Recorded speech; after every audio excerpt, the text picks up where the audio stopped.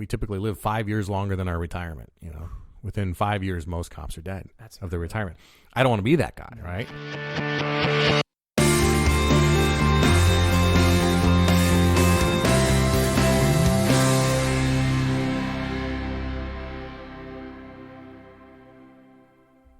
Hey folks, welcome back to the Squad Room. This is episode 2, which is really just an extension of episode 1. It's the same conversation I had with Traver. We broke it up because it went a little long. It was very interesting to me and a good conversation that I think a lot of people can relate to. We just wanted to break it up so that it wasn't quite so cumbersome to listen to. In this episode, we talk about what some of my goals are, what some of my challenges are, and I think you'll be able to relate as a law enforcement officer to some of the issues that I'm dealing with. And they're the same issues you're dealing with. Hopefully we can come to some common ground. You'll hear Traver ask me about my whys, and he gives me my initial set of projects, and we move on from there. If you want to know how to support the show, go to thesquadroom.net. You can check out our blog that is associated with this episode. You'll see show notes for this episode and links to products that we talk about, or items or people that we'll try to give you as much information as we can. Now, I'll say it's definitely a work in progress, so please bear with us. If you want to know how to support the show, go to iTunes and subscribe to the podcast there, or Stitcher, or wherever you get your podcasts from. And you can also, it would be super helpful to, if you like what you hear or don't like what you hear, leave us a review. Tell us what you like or what you don't like, and let us know what you think. If you feel compelled to leave a 5-star review, that really helps the show out. It helps spread the word, and it helps iTunes see that people are really getting something out of the show. It helps broaden our reach, and it gives us access to more people within the podcasting listener world. All right, so let's get back with Traver, and let's carry on. Stay safe.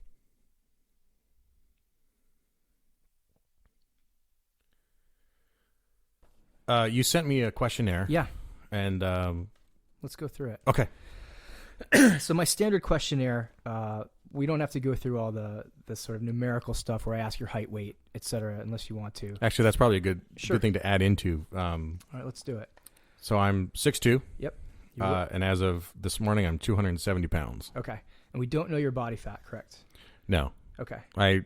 The last time I had it tested, which was before the last 20 or 30 pounds, I was 31 or 32. So certainly it's probably in that same range, a little heavier. Okay. And we are looking at your weight, but weight is not my end all be all. And we'll get into some of the more global factors about this is about a number of things and a number of factors, and weight's one of them. But weight isn't the most important. Weight is usually the one that people look at and go, damn it, if I could just get to 265, I'll be happy. Damn it, if I could just get to 245, or whatever this arbitrary goal is that they've set. Right. But as you know, it's very easy to get there and then let it slip back. Mm-hmm. Getting to that point, oftentimes for even weight loss clients, is scary, because all of a sudden they'll get to that point and go, I don't feel any better. I look different. My clothes are different, but me as a person, I thought I would have this epiphany. I thought I would have this transformation, and here I am. There's just less of me, and I don't feel a lot better. So let's just put a little asterisk by weight. Also for men, that we're not going to keep you at 270, but you could look a lot different at 270 and still be 270. Right. And that's not, even though that's not our goal for your work. Blood work was done 9 months ago, and significant health issues. You do have hypothyroidism and the T12 compression fracture. Right. And because of that, hypothyroidism is why I often have pretty regular blood work done. Okay. And I have another coming up in a week that we'll share at a later date. Excellent. And it's something that I've excuse me, I've kind of taken a curiosity to. And one of the few perks I have is that I can get free blood work through my work, through my employer. Is that common for law enforcement? No, I don't think it is, no, but it's something I take advantage of, and I try to get blood work is only a snapshot, but I try to get a snapshot done a couple times a year. Excellent. And just see where I'm at, because I have a family history of heart disease and cardiovascular disease, and I'm very mindful of that as I get a little older too, and as my parents get older. So, and nowadays it's really really convenient, where the companies like WellnessFx, where you can actually go send your blood work out and bypass your medical doctor. Not that you need to bypass your medical doctor, but if you want the information categorized and and held for you. Companies like that are absolutely fabulous, and it's not that much money to get a really good snapshot on a lot of levels, not just blood work, but hormone levels, etc. Yeah. Mm-hmm. So the first thing I wanted you to do was list the top 3 health, fitness, wellness goals that you'd like to achieve in the next 3 months. And one of the ways I like to work with people is in 3-month increments.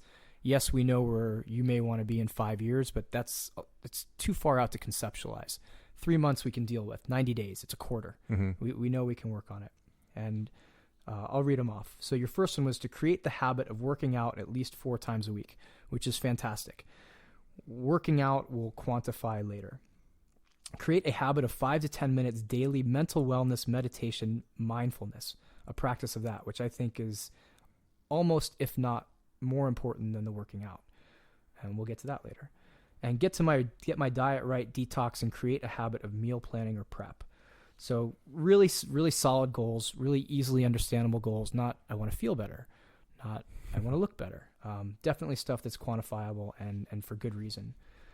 Well, and like you touched on, I didn't want to write down lose 20 pounds by 3 months from now. Right. Because like you said, that may lead to other unintended issues. And I also know that that's kind of, like you said, arbitrary. And a lot of this is about the long-term end game of creating habits that if I can create these habits in the next 3 months, come our next 3 months, right, months 3 through 6, I feel like I'm going to be raring to go with some of those more specific, actionable, different goals. Absolutely. This is what we're doing right now, and we'll put it in a metaphor, an analogy that people can think of. Think of someone chipping away at a giant stone. Mm-hmm. And I think this is a Roman analogy. I'm just stealing it from somewhere. And every time the hammer hits the stone, you don't see anything. You don't see anything over and over and over. But what's happening is the stone is chipping away from the inside and cracking from the inside. And so for the first month, you may feel a little bit better, but you may not see the results you're looking for, which is why I hate using weight numbers as opposed to just stick with the process.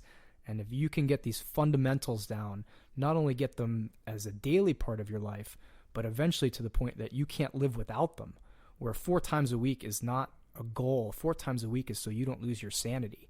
And you're going 4 times a week come hell or high water. You're setting your life up so that you are getting to the gym 4 days a week, as opposed to letting anything get in your way. Right. If that makes sense. It's a flop. Or absolutely. A flip. And frankly, creating that expectation in the people I'm with that this is what I need to do for multiple reasons, and trying to create that new lifestyle that allows that, while still having a functioning marriage and getting my kids to and from school and getting to work and all that. So there's going to be a lot of these discussions that kind of have to go on. Let's have you read the next one. So the next question I asked, and this is what we're going to really hammer on today, is please tell me why these are important to you. I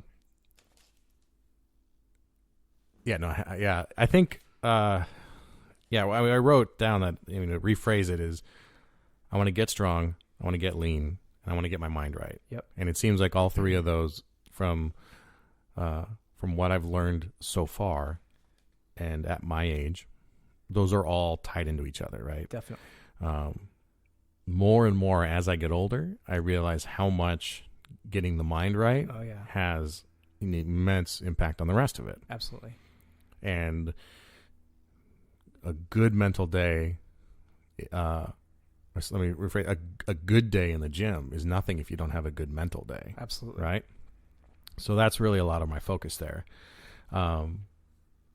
I want to create these habits so that I can find ways to continue and work through some of the adversity that's just kind of natural with being alive. Yeah. And not only being alive, but being a father, being a husband, and being a law enforcement officer. Yes, which right. is a ton of factors. So you add, there's always, I always, everybody's got a challenge in their life, right? We're not the only ones who work shift work. There's hundreds and thousands of people out there who work shift work. This isn't to take away from their challenges either, but there are some unique ones that are to law enforcement. Definitely. The increased cortisol and stress. And absolutely. The fact that we have a lifespan, we typically live 5 years longer than our retirement. Within 5 years, most cops are dead of their retirement.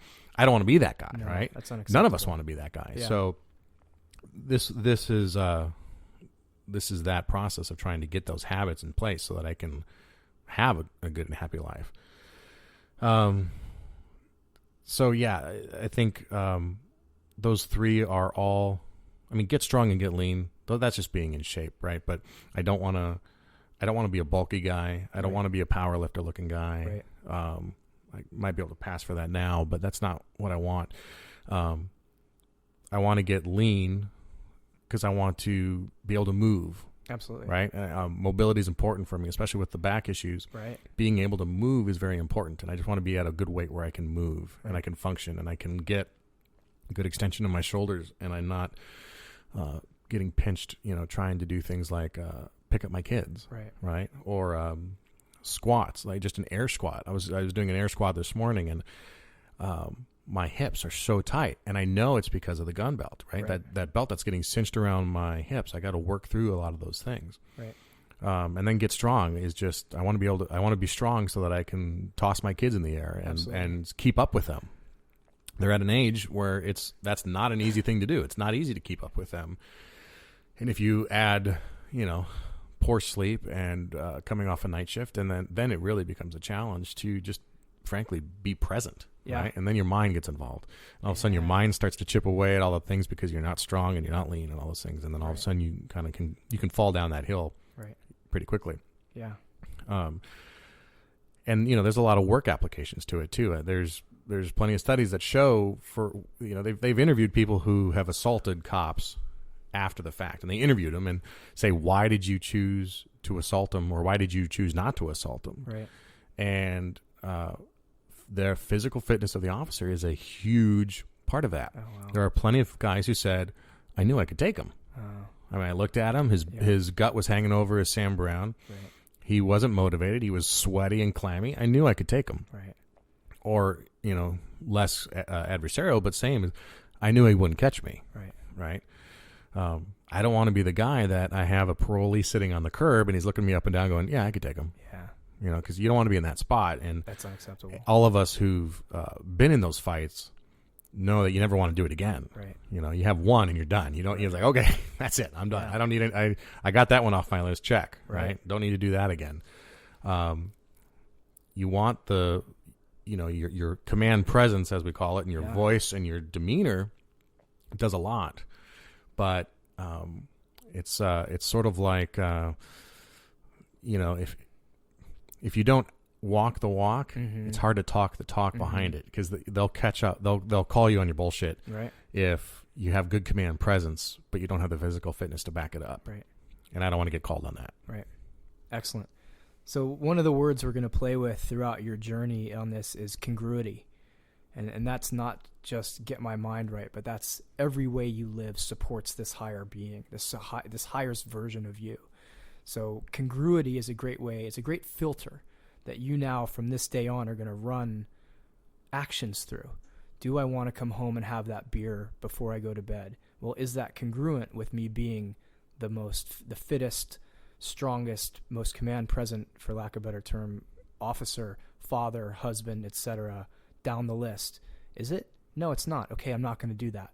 So there's a lot more than just creating habits that's going to happen here, because habits are still dependent upon some of the day-to-day. Having a really shitty day leads to not following through on the habits. Right. But congruency, that deeper sense of, no, this is who I am. It doesn't matter if it's raining out. I'm going to the gym. It doesn't matter if I've had a crappy day. I am a person that goes to the gym. I am that individual. Right. And even if it's a fake it till you make it, it's in there. And we just have to bring that out and get that version of you to stand front and center and go, holy crap, man, that's the version of you that looked at the guy on the TV and said, that's not me. It's not just the physical presence, but it's what's underneath that. Right. So that's a big part of what we're going to be manipulating and playing with, because once you get congruent, then a lot of things fall in line. And yes, you do have X factors. You have children, you have a wife, you have a job that at any moment can go from 0 to 120, and then you need to go back to 0, and you can't control that. But there's a lot of factors in a lot of people's lives that they can't control. Yet congruency is going to be the one thing that holds their center when all around them is complete chaos. And go, well, this is who I am. There are levels of congruency right now in you that we could bring up that that could be habit based for other people. There are people that have to make the daily habit to not do cocaine. Yet if Right. I put an 8 ball of cocaine on this table and said, hey, Garrett, I want you to do that, you said that there's nothing you can do to make me do that. There's literally, you can put a gun to the back of my head. I'm not going to do that because it's not who I am. Yet there are people who look at working out the same way. Like, I will not skip my workout. Mhm. I will not eat that crappy food. I will not meditate. I bet you Mark Divine, probably the most congruent, just from hearing him talk Yeah. and seeing him. I don't know the man, but there is congruency in everything he does. I Absolutely. don't believe he wavers like, oh shit, should I do that? No, it's either a yes or no. So let's move on through the questionnaire. It says, please tell me 3 areas of your life that you believe are suffering due to your current health situation. And this I use just as a way for people to figure out that figure out where exactly am I and why am I suffering and what is actually suffering around me? What are the unintended consequences, again, of you being out of shape, of you not being the best version of you? Where does this suffer in your day-to-day life? We can look at this on a sort of spiritual, above our heads manner of, oh, I'm not living my highest purpose. Well, you get up in the morning and your feet come down here on earth. Right. And so let's go through that. What are All right. what are the 3 areas that you believe are suffering? The first one I pointed out was relationships. Okay. And I think going again back to just that simple idea of not being completely healthy, a little heavy. I'm exhausted and I'm distracted. I think those are the words I put down. Yep. But I notice the negative ill effects of that too. My temper is shorter with my kids. Right. I tend to be a bit more self-centered and lacking empathy and sympathy, even for my kids, Right. Or for my wife. Mm-hmm. I am more able to go down that rabbit hole of woe is me. Okay. I have a hard time sometimes playing with my kids due to nagging injuries. This last week being a good example, right? And something that hasn't happened in a while, but I had some wicked back spasms this week that not only prevented me from getting to the gym, but prevented me from doing anything of real effort with my kids. Mm-hmm. I couldn't take them out for bike rides or help them walk the dog or any of those things because I had this spasm in my back that I couldn't get rid of. And that spasm is, part work related from that way, but it predates work in some ways too. And but I noticed that those spasms really only come on when I'm out of optimal shape. Mm-hmm. What was telling about that this week was my daughter on Tuesday called. She went to the nurse's office at her school, complaining of a back spasm and how she couldn't work. She couldn't do her work because she had a back spasm. Right. And she doesn't have a back spasm. But she internalizes. It was telling because she saw me and me making excuses for why I couldn't do things. Right. And she used it. Right. She's smart, and she said, "Oh, well, if Dad can't do that because he's got a back spasm, and I don't want to go do my math, Right. My back, right?" She's brilliant. This is good. She's a smart kid, like equally parts proud and she's upset. full of shit, but she's a smart kid. And the second one I put down was work. I mentioned the extra weight, and it kind of adds to or takes away from my ability to respond to certain situations, and that I'm more likely to be attacked. But I'm a patrol sergeant. Right.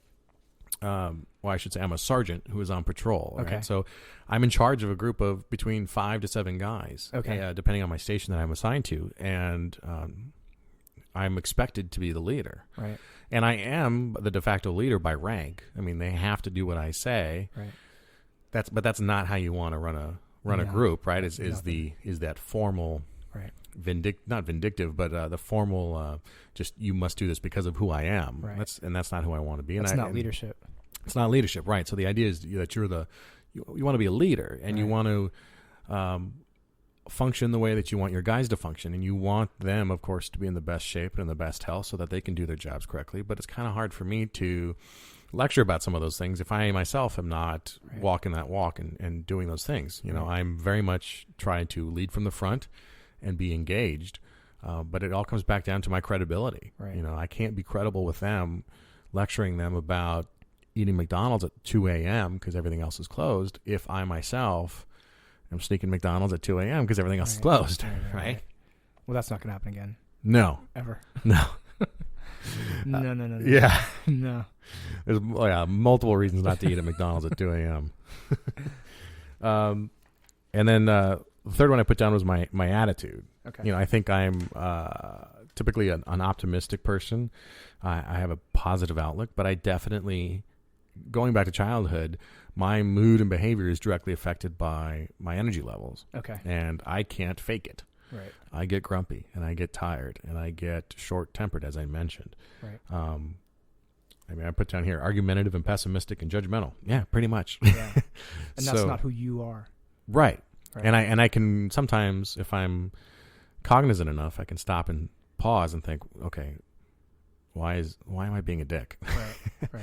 And that again kind of goes back to the other work one. Like, that's not how I want to be. That's not how I want to be as a husband. Right. It's not how I want to be as a supervisor, or it's not how I want to be as a friend. Right. So those are the three things that I think I expect to change the most. Excellent. Let's chat real quick again about congruency. So I think you've got a core issue and then the consequences of that core issue. So the core issue of exhausted, distracted, short-tempered, self-centered, lacking empathy and sympathy.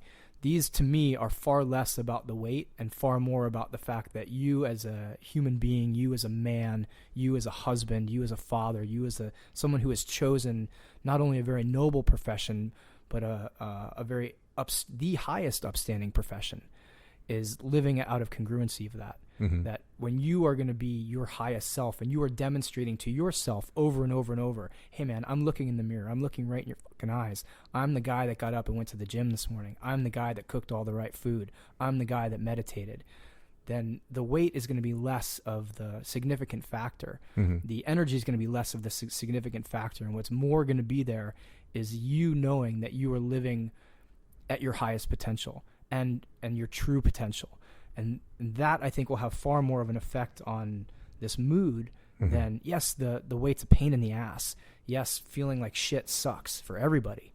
But again, when we get you back to who you are in the middle, and that is just the strongest version of you that you can ever imagine, and then you're putting all these little pieces in that support that, that's when shit really takes off. And that's when a lot of this stuff just drops to the wayside, mm-hmm. where even on the days when you're feeling not your best because you had some jackass run from you or whatever you guys have to put up with, the nonsense day in and day out, it's going to have far less of an effect on you as a person because you as a person are whole.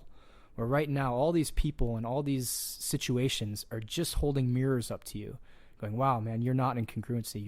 Your integrity's not in alignment. Mm-hmm. You wear a uniform of a warrior, but yet your life in the background isn't that way. Right. And so it's almost a twofold effect, and I really don't want to focus on as much on the outer effect mm-hmm. as really the inner effect. What is going on in you? How does this make you feel, as opposed to how does this make you act? Yeah, two different thoughts.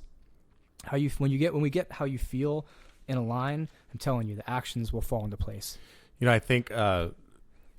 You just remind me of the process that even got me into law enforcement in the first place. And I was listening to a podcast between Joe DeSena and Zach Evanesh. If Joe DeSena is the guy who founded the Spartan race. Yeah. And wildly successful guy before that, but he started the Spartan race, and he's got a podcast called Spartan Up. It's very good.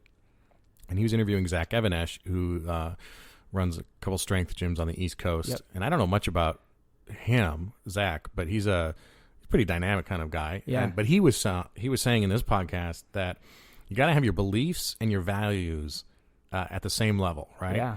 So you might believe, or rather, you might value your health and your fitness, but you believe it's okay to go home and have a beer every night, right? And those are out of whack. Right. And that one struck me because I think that's the example he used and went, that kind of sounds like me. Yeah. And you got to get those in alignment, like you were just saying. And it reminds me of when I was, before I was a cop, I've told you a little bit about this before, but I was working in the music industry. Yep.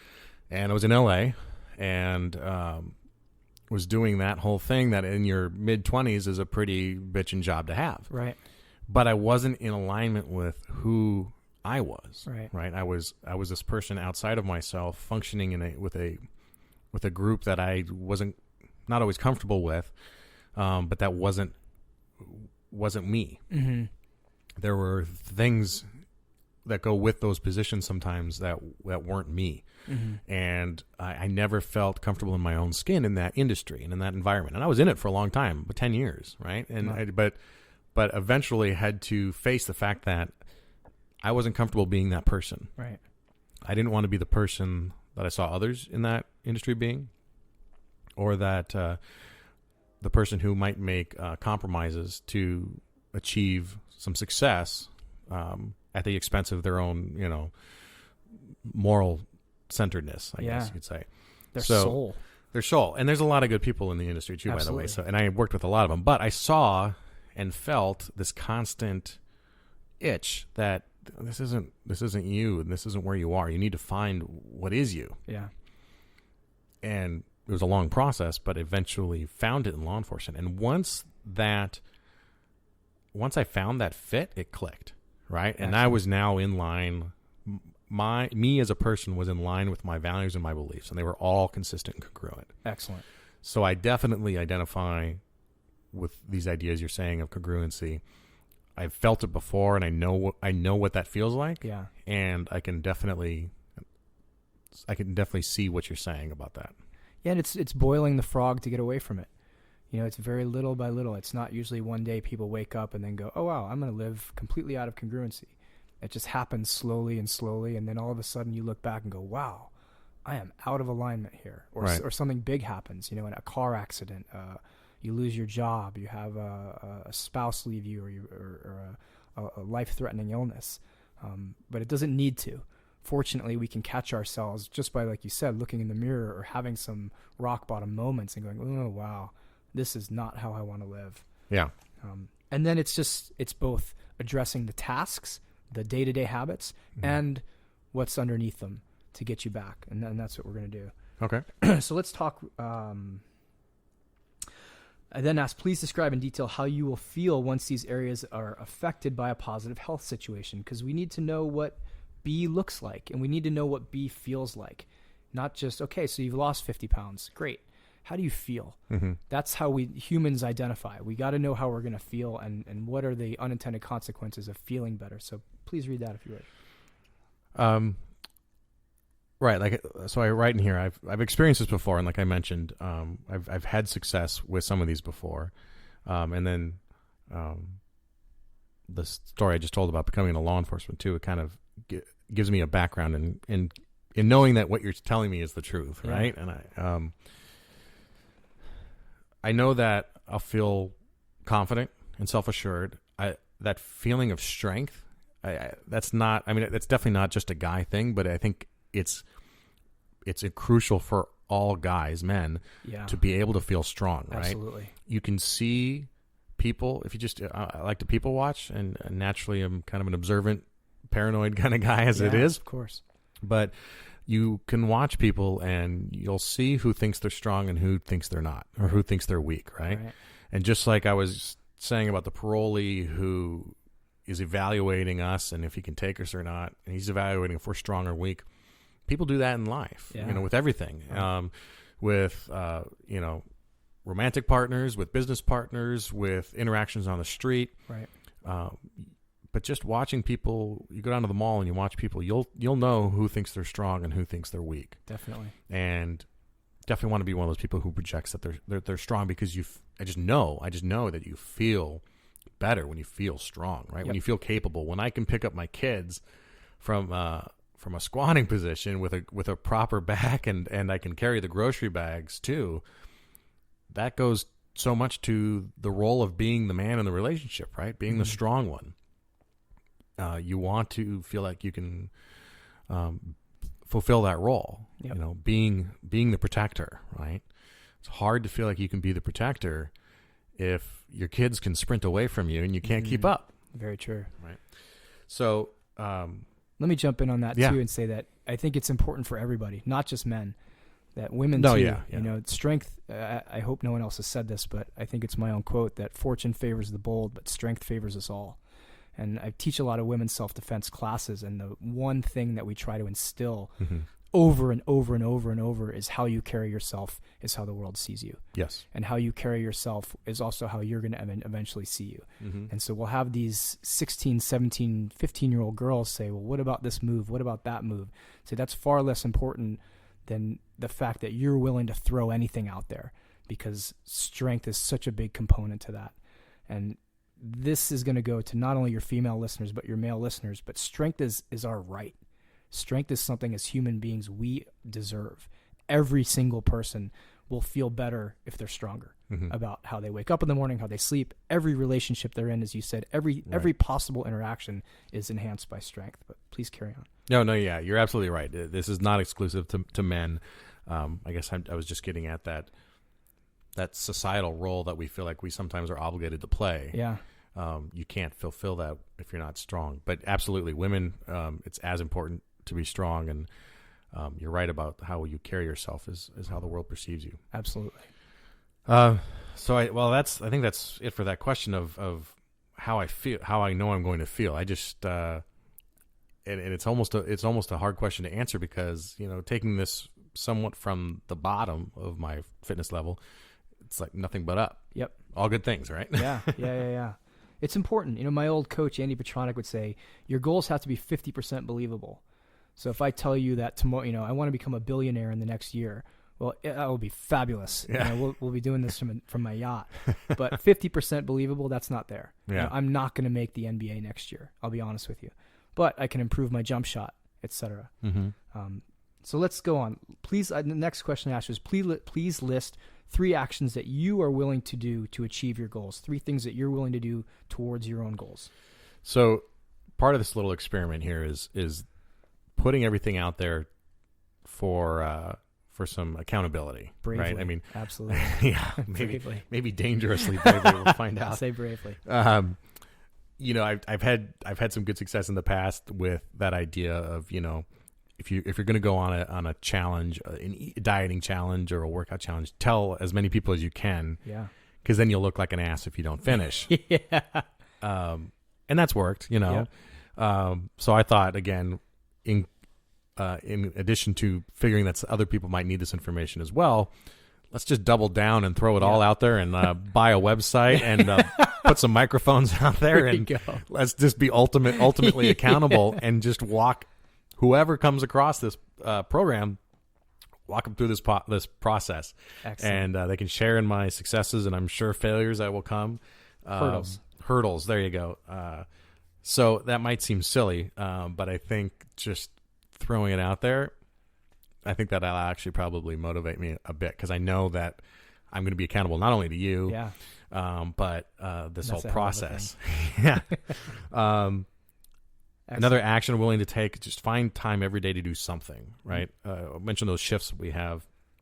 It's very hard to find time on a 12-hour workday with a little commute to find time to do something. But I know that there are ways that I can integrate, either rolling out on a foam roller or a quick, down and dirty kettlebell workout or something like that, just to get a little movement, get a little blood flowing, and stay present. Because I do notice that on my days off, I'm a bitchin' athlete, and I'm at the gym every day for those 2 or 3 days that I'm off. Right.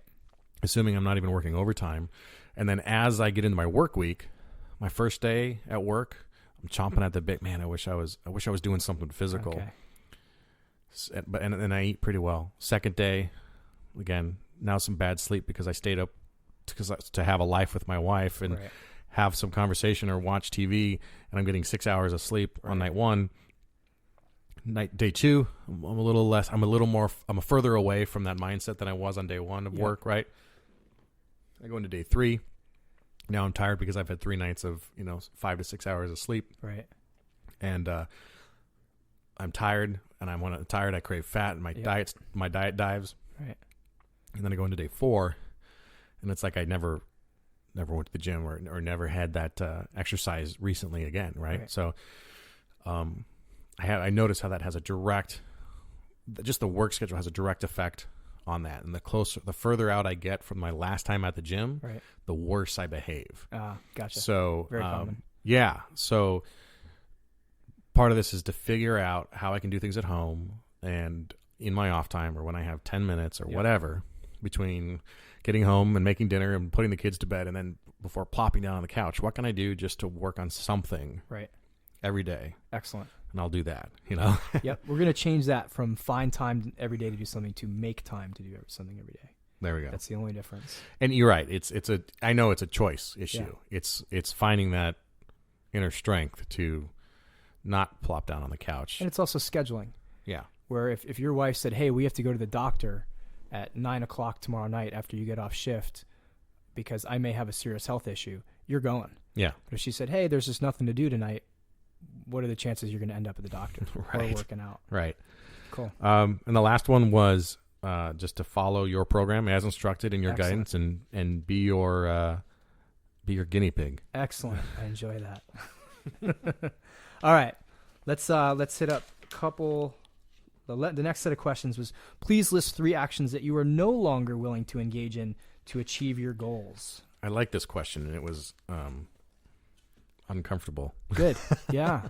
Because you do Why have was to it think, uncomfortable? because you have to reflect on what you're doing, I guess, or where your current mindset is, and I do go to a gym. I mean, I am a member of a gym, and I do go, right, yeah, a great one, right? So I do things, right, and I prep a lot of meals during the week, Right. and I do pretty good on that. Okay. And we eat mostly at home, and I cook a lot of the meals myself, and I'm always mindful of what I'm cooking. And I think, air quotes, I think I focus on healthy meals or good food and tend to stray away from the heavy cheesy enchiladas or stuff like that. And most of our meals are quasi paleo, at least, if not strict paleo. Okay. So I feel like there's a lot of things I'm already doing right. Excellent. But then when I, see myself on TV, Right. you go, well, what am I missing? Okay. Or what am I not necessarily what I'm missing? What am I doing? Right. And so you really do have to evaluate how I'm spending my time, right? So things I'm willing to do, of course, and has come up, is that it's time to stop making excuses. It's time to stop procrastinating. I have to confront myself on this, and that's what this whole process is like. And talking about pissing my pants is, confronting myself on getting healthy, right? I really like the Tony Robbins line of, when will now be a good time? Right. Yeah. So another thing I put on here is, that old holdover habit I got from going to school in Fort Collins was beer, right. or just drinking in general. And this is a common thing for cops. Yep. And anybody. Yep. I mean, it's a common thing for everybody, but but cops, I think we focus on the imbibing and the enjoying of the imbibing probably as good as anybody. Right. And for me, again, kind of wondering what was I doing wrong. I'm not going. I think I realized recently that it's how I downregulate, right? How I kind of kick in, how I artificially kick on my parasympathetic nervous system to chill out. Yep. And obviously, it's not the most healthy way to do it. It's the tastiest way to do it. Absolutely. But I wasn't coming home and drinking a 12-pack and getting sloppy and none of that. I mean, we're talking like a beer to three a night, mm-hmm. but they add up, of course. And I don't drink that cruddy, silver bullet stuff. Mm-hmm. I drink good beer. Yeah. I'm a classy guy. So I drink good beer, but it's heavy. And of course, those things add up. Yep. So I need to find ways as part of this process to kick in my ability to downregulate in a different way. And, and here's a good example, and I think people can relate to this as just a kind of a common occurrence, right? So I go to work and I have a 12-hour day of up and down, or it's all up or it's all down, or who knows. But one thing I realized recently was that, I wear an earpiece like most of us do. And even if it's not busy for me, someone's talking in my ear all day long. Mm-hmm. And I can't turn it off, and I can't take it out. So that radio's on for 12 hours a day. And invariably, even if they're not asking me or my partners or my specific beat or my jurisdiction for something, there's usually something quasi-stressful going on in our area that I'm listening to, right? And so I am naturally kind of tensing my shoulders and getting a little tense. And as a supervisor, I have to think kind of strategically about some of these things, like if it's in a neighboring jurisdiction or one of our neighboring beats, how do my resources get affected, or do I need to send something, or am I calling for something, or am I taking over something? Right. So that's not even covering the times when it's on me, right? And I got the helicopter above, and I got a dog going, and I got guys with guns drawn running through a school or something like that. Jesus. Those, of course, you can expect to be, you're pretty jacked up. Yeah. But just the general coming to work and having someone chirp in my ear for 12 hours a day, right, definitely still keeps you kind of amped. Yeah. So shift ends, change out, get in the car, and usually I'm listening to music or a podcast or something like that. Sometimes I'll just turn everything off and try and down-regulate a little bit, mellow out. And I don't have a very long commute, so I'm never in the car for very long. Some guys have an hour trip, and they actually like that because by the time they get home, they've shaken it off and whatnot. And I always thought I was the guy who left it at work, and it never bothered me, and I didn't have to worry about these things. But I've discovered that as my kids got active, I would be in the car, I'd be mellow, I'd feel like I'd shaken it off, and I'd take a little bit of quiet, a little bit of me time to listen to what I wanted to, or to just kind of sit in silence and zone out on the drive.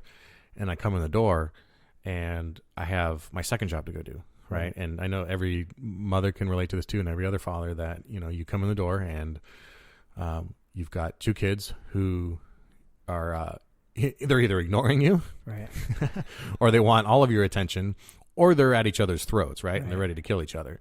One of those three options is always going on. On top of trying to get in the door and trying to help with dinner, or cook dinner, or be the one who cooks dinner. Right. And that's a constant, from the time you hit the front door till they're in bed, maybe 2.5, 3 hours, you're back, I'm back jacked up again kind of thing. And even, it starts to slow down with reading books and all that, but the rush of getting dinner and getting the teeth brushed and getting the baths done and all those things. And, my wife works, so sometimes she's working and it's all on me, or she's got obligations with the schools and it's on me. And I'm not saying woe is me, because it's the flip side is the same for her. Right. I'm just noticing that I go right back up. Right. And the easiest and tastiest way is to, have a beer and just relax, and take it down. Now I know, just as a logical human being, I know there are other ways to do it. I could go, into the garage and do 100 push-ups or something like that. Right. But part of it's habit. Right. Part of it is that feeling that you're rewarding yourself. I deserve this. I don't deserve 100 push-ups. 100 push-ups is punishment, right? I deserve this. It was punishment. And I deserve the next one, It was punishment in the academy a lot.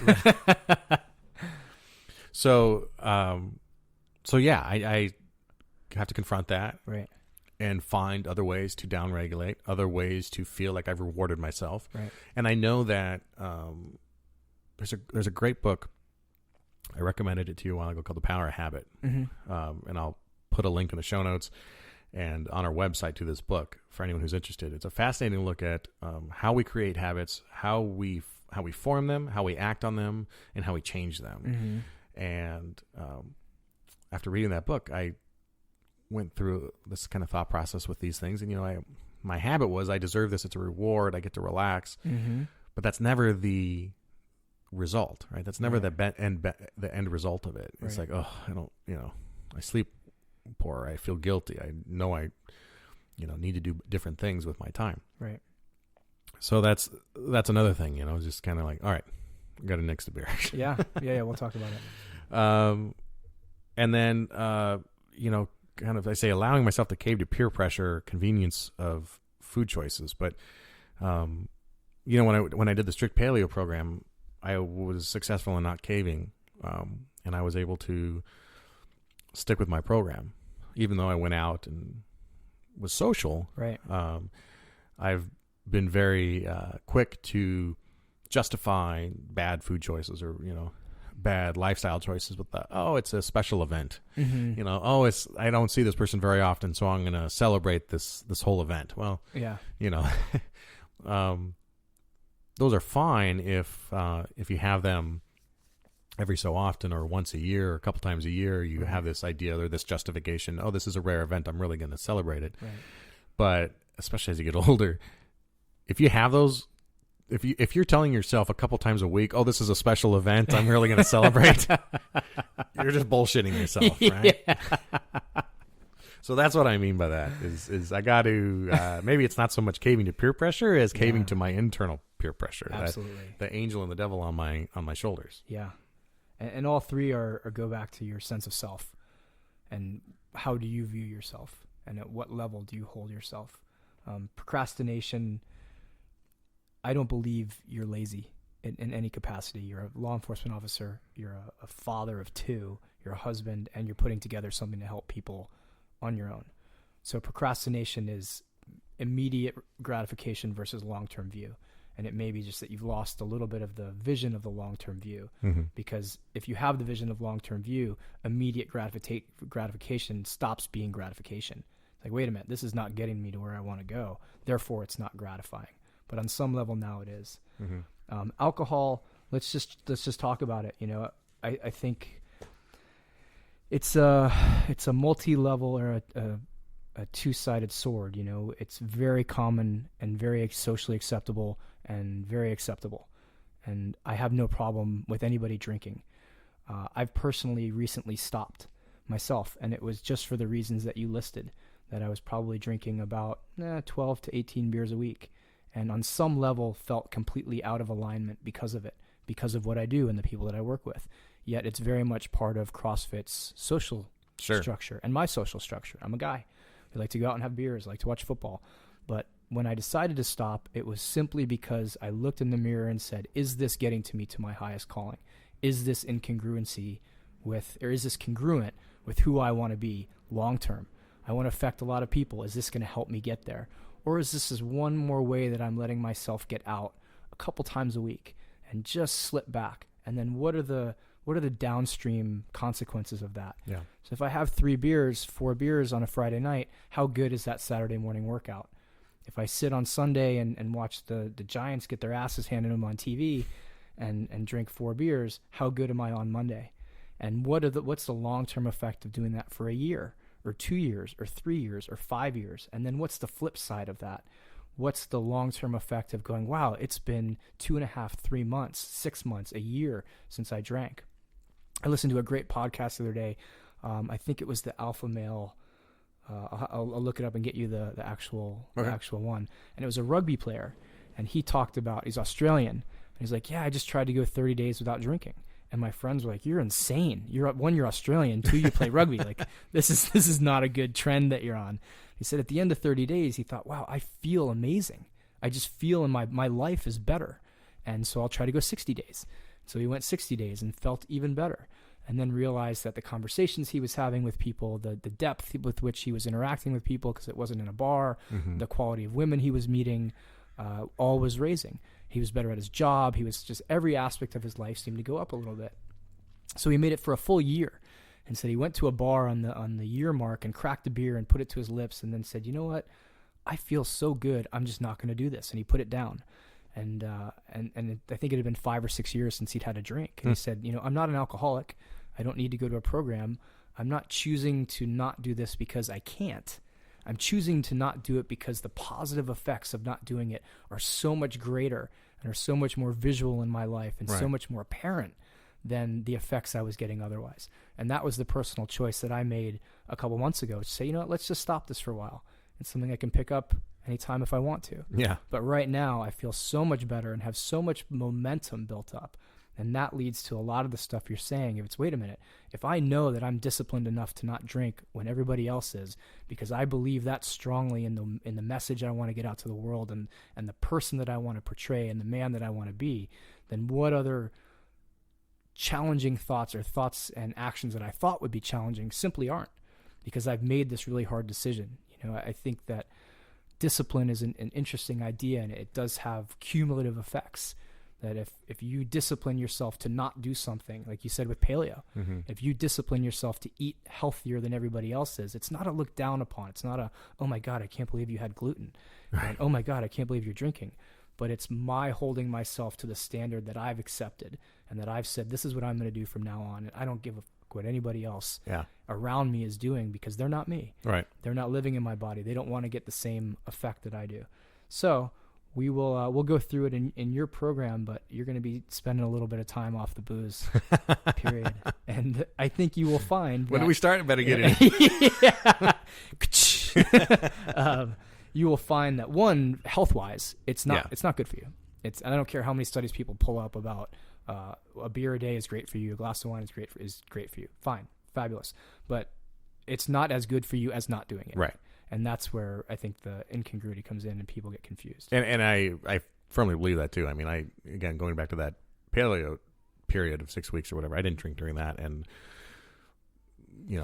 felt the clarity that comes with that. You have people who come out of rehab and they talk about, oh my God. I had a girl. I stopped a girl the other day who's a chronic for us. She's just a problem. And she was sober, and she just came out of rehab, and every other contact we have with her, she's probably going to jail, and she's probably got meth on her. And but this time she was sober. The first time probably the first time I've interacted with her sober. Yeah. I'm getting off track here, but what was funny about this whole interaction was she's talking about how clear-headed she is and how her perspective has changed and all this, and she says, how did she say, she was so surprised she wasn't going to jail, because that's just kind of, she sees us and thinks, oh, here we go. Yeah, time to go to jail. So when we walk away, like I turn around and start walking away, and she goes, oh my God, this is great. I should have tried sobriety years ago. It's an interesting thing to play with. Yeah. And not just the not drinking, but the discipline. Yeah. I think the sense of self of saying, I could do this, but I'm choosing not to. Yeah. That's very different than if you're having to go to 5 AA meetings a day and that is your life, or it's court mandated. Mm-hmm. But to make the choice, to say society's allowed to go to the right. They're allowed to do this that's over here. But look at society. Yeah. Do you want to be in the mean of that, or do you want to rise above it? And everything that you're doing, even with this podcast, is above it. And so making those choices to hold yourself to a higher standard, I think you're going to get a much better result. In addition to just the bad decisions that come from 3 beers as far as food goes. Right. Or 4 beers. Nachos sound really good after that third one, right? And just internally, hormone-wise, gut-wise, it leads to leaky gut. Yeah. It's not, for people that we gave a seminar the other night on nutrition and had a guy say, well, why can't I drink? This was for the Evolution Challenge. I was like, you're in the weight loss category. So you're specifically joining this challenge to lose weight, and you're asking me why you can't drink. Give me one good reason why you, as someone who is trying to lose weight, should drink alcohol. And he just sat right down. Like, there aren't any. Right. We tell ourselves we are because they're great commercials, and stuff tastes great. Yes. I mean, God, if it would just taste like gin, it would be no problem, but beer is amazing. Anyway, we're getting off track. Yes. All right, on a scale of 1 to 10, with 1 being vacation and 10 being extreme, how are your daily stress levels? And I guess we quantify this too as your law enforcement such a unique position where you guys may be bored out of your minds all day or just jacked through the roof all day, huh? Yeah, and you never know. I don't know that Wednesday's going to be the day that I get into a fight. For your life. Or, check my calendar and find out that so it'd be nice if they were kind enough to do that for us, but no, and we don't know. And honestly, I mean, I've got almost 10 years now, right? Okay. So there's very little. I like to think there's very little about the work itself that stresses me out. Okay. have most certainly had stressful incidents, Of course. and have come home shaken, Oh, wow. or needing to kind of think those things through in my head. But Right. in general, absent one of my guys really getting hurt, Yeah. or me getting really hurt, I don't think I carry that. Okay. Right. I think if one of my strengths is that I can manage those things pretty well. And my wife always comments that I don't tell her what I do really, because she doesn't quite have the stomach for it. And I still 10 years later don't know where the line is between what I should tell her, what I can't tell her, what she Right. wants to hear, what she doesn't want to hear. Because invariably I start telling the story, and all of a sudden the blood and guts are all over the highway, and she's like, "Whoa, hey, you crossed the line." Yeah. Right. So I typically just don't tell her. And of course, relationship wise, everyone says, "Oh, don't do that. You need to share." Well, Right. I share in other ways, or I share with non-specific things, and I'll, she knows if I come in the door and I go straight in the shower, it's been a rough day, Okay. related to some call where I probably have to wash some sense off of me. Yeah. I mean specifically like dead body or decomp or something like that, and I just Right. need to get that off of me. And so that's one of her Right. cues. She knows, okay, it's been kind of a rough day. Okay. But I said, you said 1 to 10, 10 being extreme, and I said it's somewhere like a 6 or 7. Okay. And I think it probably goes more towards the logistics of the job, those Okay. 12-hour shifts, Right. that commute, getting up at 4 a.m. every day Oof. that I work, right, and then going to bed at 10, 10:30. Ooh. The lack of healthy choices, that if I don't make the choice myself, meaning if I don't pack my food and I don't plan my week, I don't Right. have a whole lot of options given where I work. Right. Come 2 a.m. that aren't that doesn't involve a 7-Eleven or a Taco Bell. Right. Right. So those things, and just raising kids. Yeah. I love my kids, but Of course. it's stressful. yeah. And I don't mean that they're stressful necessarily, but you're stressed about doing the right thing, right? Of course. You're stressed about doing the right thing, and are they doing well in school, and are you doing what you need to be doing as a parent, and Right. are you? My wife and I talked the other day, and I said I feel like I fail 1,000 times a day as a parent, and luckily with parenting, it only takes one success to feel like today we ended up in the black, right? But you still feel like you fail 1,000 times a day, and I think that's a common thing for parents. Yeah, I to would just imagine. but none of us have it figured out. Right. We're all chunking our way through it. Right. We just fake it till we make it kind of thing, and they turn 18 and they're out the door. But until then, that's kind of a stressful thing, Of right? course. I mean, if you're an engaged parent, and most of us are, Right. and then just the kind of the standard stuff that everyone deals with, finances and Right. paying the bills, and the bills that keep coming. They don't stop. That's the annoying thing about bills; they just don't stop coming. Bastards. Right. And fortunate not to be in any significant debt or anything like that, but it's still just one of those things that always hangs over your head, Right. I know you have wealthy clients, and I interact with plenty of people who have money who it's never going to be a concern for them. Right. It's never going to cross the threshold of their cognizant or their conscious mind. How do we pay for this? Right. So I'm not one of those people. Right. I'm aware of those things, right?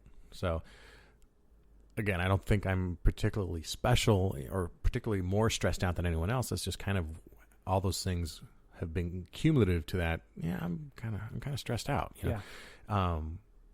It's funny too, as we talk about this, last couple of days or weeks, I'm carrying it all in my shoulders, and that seems to be a new thing. Mm.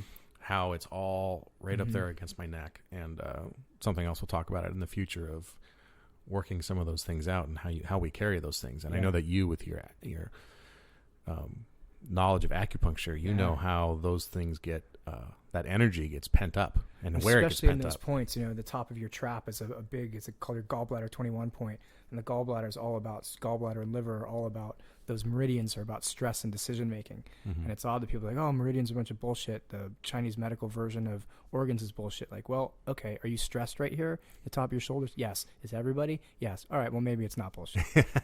Maybe we just call it something different than you do. Yeah, exactly. Yeah. And I can vouch that there's a whole lot of energy pent up Yeah. in my upper neck Yeah. right now, right? Whatever you want to call it, when someone rubs it, Yeah. it feels good. Right. Yeah. Yeah. Excellent. All right. Just some logistic questions, but the last one said, please relay anything else that I may need to know in best supporting you to reach your goals. And right now, it seems like consistency is going to be more important than intensity and consistency and performance. Mm-hmm. And that's something that for people listening too, that a lot of people, one of the challenges we have as gym owners is so many people say, well, let me get in shape and then I'm going to join your gym. Like, holy shit, talk about ass backwards. Right. It's not about performance. It's not about PRs. It's not about crushing it. It's literally about showing up day in and day out, no matter where you are, no matter what you're bringing to the table. It's just that consistent movement and consistently telling your mind, hey, this is part of me being a human being. Mm-hmm. I show up, I move my body. Hey, I eat well. Hey, I take care of myself. Hey, I'm mindful. That quadfecta of move, eat, be well. Those are my 4 pillars of health and wellness, and performance isn't one of them. Mm-hmm. It's movement. It's not CrossFit necessarily. It's not a 500-pound deadlift. It's movement. It's eat. It's, are you eating real food? Does it have to be paleo? No. Does it have to be real? Yes. Does it have to be on a continuum that you as a person know, okay, there's 7-Eleven on one end and there's organic, grass-fed, blessed by baby Jesus on the other end. And somewhere in the middle is where most of us have to live. Right. And there's, especially as a law enforcement officer, you're not going to be able to, there's going to be nights when you have to go to 7-Eleven and go, what is the healthiest thing I can get out of here? It's either this or I can't eat. Right. And there's nights when you're going to have really good prepared food. And then on the B, I have so many people say, well, I tried to meditate for an hour and then at 45 minutes I gave up, or at 10 minutes, even 10 minutes I gave up. I said, well, why didn't you just try to meditate for 10 minutes? I said, well, I gave up, they gave up and then they quit meditation. It wasn't for me. Well, 10 minutes a day, once a week is better than 0 minutes a day, 5 times a week. Right. So it's not about let's drop the expectation first to what's manageable and what's realistic, and then bump that up. And the last was self-care. Like you said, rolling out or getting someone to rub your shoulders, getting a massage once a week. Taking care of yourself has a lot of intrinsic factors as well as extrinsic factors, where you are now saying, part of you is saying to you're saying, Garrett, I'm taking care of you. I ask you to do shit day in and day out that is brutal. I ask you to sit in a car. I ask you to wear this damn uniform. I ask you to cinch this belt. I ask you to run out after 20-year-old parolees, and I don't give you anything back. And I don't want to get all metaphysical and sort of weird and fluffy on us, but taking care of yourself is important. Just like you take care of your kids and they look up and go, oh, wow, Dad's here to take care of me. This is cool. You taking care of yourself has the same impact on some level that, especially as men, we just don't do. Mm-hmm. Like, wow, taking care of ourselves, that's not really for me. That's sort of, that's for the other people. Right. Or women. It's got a more feminine quality to it, but Sure. It's extraordinarily important. Yeah. So let's drop performance right out of the gate on this, and lose that expectation. I do not care, as your coach, how well you are performing in the next 2 months. I care how consistently you're performing. And are you even just showing up and going, man, all I could do today was 5 minutes and that's all I had in the tank and then I had to go home. I'll take that over 3 days a month of I had the best workout of my life. Mm-hmm. I ran a sub 4-minute mile. I deadlifted 600. I'm a rock star. Consistency is the start because it builds momentum. All right. Momentum is such an amazing factor, such an amazing gift to have. You're actually going to take that and write it on a Post-it and put it somewhere in your house, preferably in the mirror, so you wake up and see it every day. Momentum, momentum, momentum. It will carry you on the days you're like, man, I can't do it. That's why alcoholics celebrate their sobriety dates. Mm-hmm. Oh, it's 60 days, it's 90 days, it's 200 days. That's a lot harder to walk away from than I did it yesterday, right? So momentum's a huge factor in this. So let's go through, if we have time, just some of the program I laid out for you. We don't have to go through the actual the workouts. But the first, so I have a couple assignments for you. Okay. And my goal with you, especially in the beginning, is for you to crystallize, and we'll have you do this work and then maybe come back and talk about it later, is your why. Mm-hmm. And you talked about very clearly the relationship to your wife, relationship to your kids, and relationship to yourself. But I want it even clearer. Why is this important to you? And then I'm going to ask you the most pain. Eric, my partner, he's a pain in the ass because he loves to ask. It's like having a 5-year-old. Why? Well, it's important to me because it makes me feel good. Why does it make you feel good? Well, blah, blah, blah, blah. Why does it do that? And You must know my kids. Yeah, he's literally, I think he learned this from a 5-year-old. But at the bottom of that is truth. And that's where we want to build on. So your first assignment is to take these 3, father, husband, the relationships, work, and attitude, and ask yourself one more time, why is that important for each of them? Why is it important that you're a good father? Why is it important that you're a good husband? Why is it important that the guys that work under you look up to you? I get why it's important that a parolee's looking you up and down. Right. Why it's important for him to go, I'm not messing with this guy. And lastly, I think the most important, why is it important for you?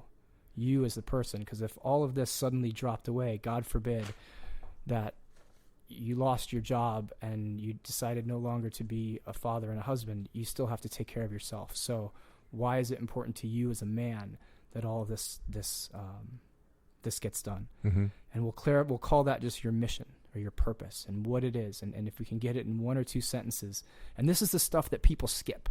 This is the stuff where I write when I initially do these interviews, even over email, I put in huge letters, do not skip this part. Do not skip this part. It's not as sexy as, Right. when do I get in and start deadlifting? Yeah. But it is the key. And the people that don't do it, where I'm chasing them down 2 or 3 weeks later, they're the people I say, you know what, we're just not going to work together. Because it's not about the programming that I give you if the why isn't clear. So that's part 1. Okay. Part 2, and this is going to be hard for you, maybe, is you're going to write a letter to your kids explaining to them why you're doing all of this, why you're undergoing such a radical change, because this isn't a 6-week process. This isn't a 12-week process. This is a 5-year process. Mm-hmm. This is an ongoing life process, because you said we can go back to when you were 180 pounds, but something happened over the course of that time to change that, and we want to get back to that. They don't have to see that. Probably better if they don't, but you're going to write it as if they were going to read it. This is why Dad is undergoing this huge transformation. Okay. All right. And I think that's extraordinarily powerful. And that's your only assignment for this week, other than writing down everything that you eat and not drinking for the next 30 days. Deal? Deal. So 30 days, I hope that's going to extend. And it's not that I have anything against alcohol or want you to jump on the same bandwagon that I'm on. I just think that anyone who's undergoing transformation, if you'll throw everything you have into it, it's so much more powerful than giving yourself a 1% out. Like, well, I'm going to do everything I can, but I'm still going to drink. I'm going to do everything I can, but we're going to have planned days as you get over 30 Mm-hmm. to, all right, you're going to have 3 beers this week or a beer this week or et cetera. I think it's really healthy. We can't just say, okay, here's the deal. No fun, no food, no sex, no beer, no happiness. And you're going to feel amazing. Yeah. We got You're going to be miserable. It's amazing. Yeah. You're not a monk, and God bless them, but they live in caves, and we don't. So write down everything that you eat this week, Okay. and don't change anything. So don't go vegan on me like, oh wow, you had salad 9 times a day. And if you're not gonna be drinking, but anything else, even the shitty food, just eat how you normally would eat. Let's get a really accurate snapshot of that. Okay.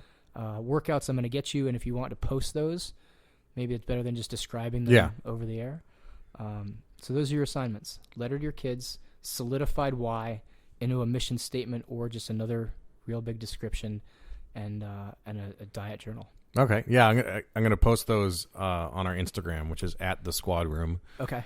And also on our Twitter, which is @thesquadroom. And then on the website, which is www.thesquadroom.net. So in the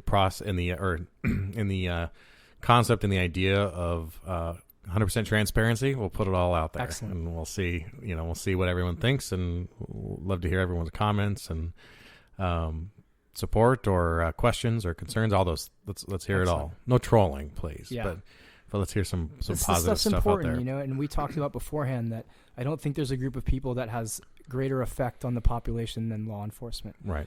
If you wake up and you feel like shit, and then you have to go deal with someone that either needs your help or is completely adversarial to you, how you interact with them is going to affect the 10 people they have to interact with throughout the day. Absolutely. So you guys are vitally important, not only for this work for your own safety and our safety, but just the perception of law enforcement and the perception of society at large, I think, is greatly affected. So please don't troll us and troll God and take this seriously. And we're going to start you meditating next week. Okay. So this week is still going to be a clear. I want you actually just to sit with your discomfort at night. So when you come home and you go, wow, I really want to have a beer. Mm-hmm. Right now, you just got to feel that. Wow, what is that bringing up? What am I trying to stuff down? What am I trying to numb? And getting an accurate snapshot of that is, where am I in pain? Mm-hmm. And then we can start to look at, okay, not just is meditation going to be one other numbing effect? We can have you come through a positive podcast on, but it's not getting to the root of it. Mm-hmm. So jot down maybe some notes of, God, I was stressed about tomorrow's work, or I was stressed about where my daughter's going to college or whatnot, or my relationship, or how I look. So just be very cognizant of who you are now in your own skin with very little distraction, which is scary and crappy, but vitally important. Yes. It's getting that where are we? What's that baseline? What is that A point? Great. Well, let's do it. All right, man. Traver, thank you so much for being willing to take this on. Not at this all. is a unique experience for both of us, so Yeah, I think thank you for having me. we'll learn a lot, and it'll be a lot of fun. For people that want to learn more about you and about Gravitas, where can they go? They can go to CrossFitPacificCoast.com or GravitasLife.com. GravitasLife.com. And you're on Twitter? I am on Gravitas Life is on Twitter, and I am on Twitter at Traver Boehm. And how do you spell Boehm? Just for everyone, and Traver, So frankly. it's TraverBoehm. Cool. All right. Thanks for doing this, man. Not at all. It'll be good. Thank you.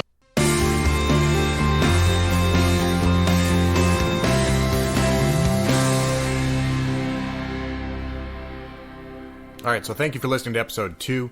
If you want to follow us on Twitter, it's at The Squad Room, and Instagram at The Squad Room. Our email address, squadroompodcast@gmail.com, and our website, of course, thesquadroom.net for show notes and additional information, some blog posts on related topics, and some resources out there for you.